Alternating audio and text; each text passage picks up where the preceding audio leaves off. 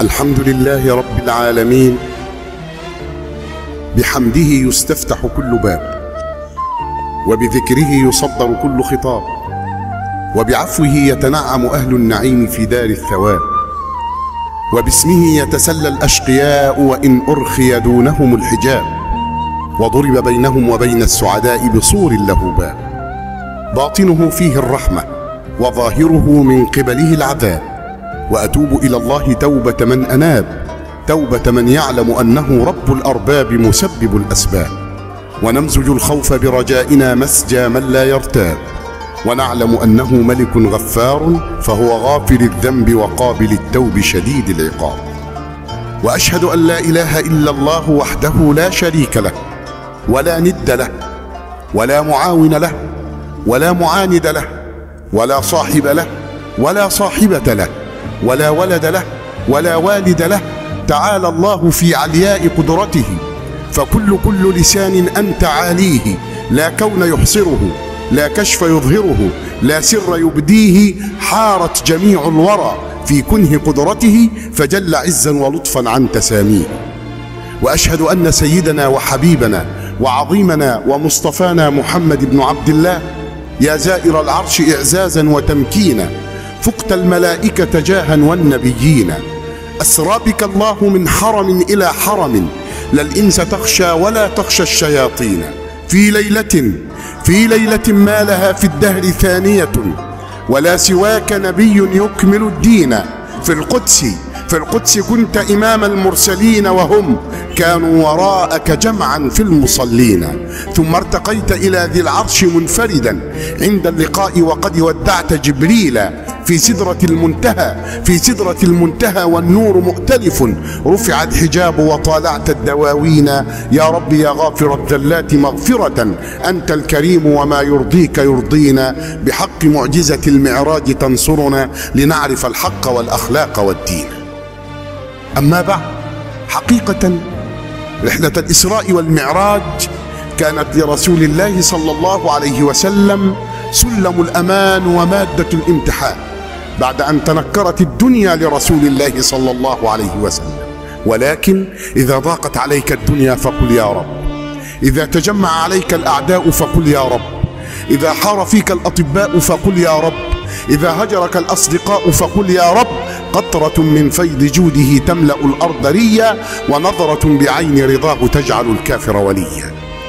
رحلة الإسراء والمعراج، ولذلك يخلد ذكرها في كتاب الله الذي لا يأتيه الباطل من بين يديه ولا من خلفه.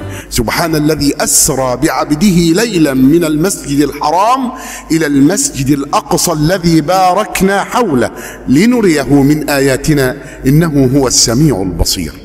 وكأني بجبريل يطرق باب رسول الله صلى الله عليه وسلم ويقول له: قم يا نائم فقد هيئت لك الغنائم، قم يا يتيم أبا طالب فقد هيئت لك المطالب، قم يا محمد فالليلة ليلتك والدولة دولتك، أنت شمس المعارف وأنت بدر اللطائف، وأنت في القيامة ملجأ لكل خائف، ما مهدت الدنيا إلا لأجلك، ولا رك كأس الحب إلا لوصلك، قم يا محمد فإن الموائد لك ممدودة والأيام للقائك معدودة. فقال: يا جبريل أجئتني بآية رحمة أم بآية عذاب؟ قال: فإن الكريم يدعوك إلى حضرته. قال: وماذا يصنع بي الكريم يا جبريل؟ قال: ليغفر لك ما تقدم من ذنبك وما تأخر. فقال صلى الله عليه وسلم: يا جبريل هذا لي فما لأمتي؟ قال: ولسوف يعطيك ربك فترضى. فقال صلى الله عليه وسلم: لا أرضى وواحد من أمتي في النار.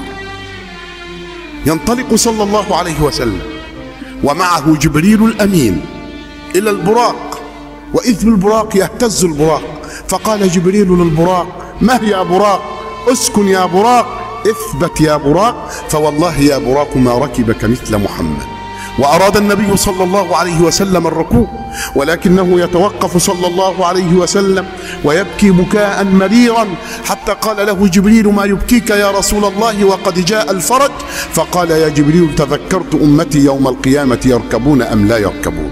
فقال: يركبون والذي بعثك بالحق نبيا، واقرأ قول الله تعالى: يوم نحشر المتقين إلى الرحمن وفدا، أي ركبانا. عند ذلك اندفع الكرب عن رسول الله صلى الله عليه وسلم، وركب صلى الله عليه وسلم البراق في الرحلة الأرضية، وينطلق البراق برسول الله صلى الله عليه وسلم إلى المسجد الأقصى.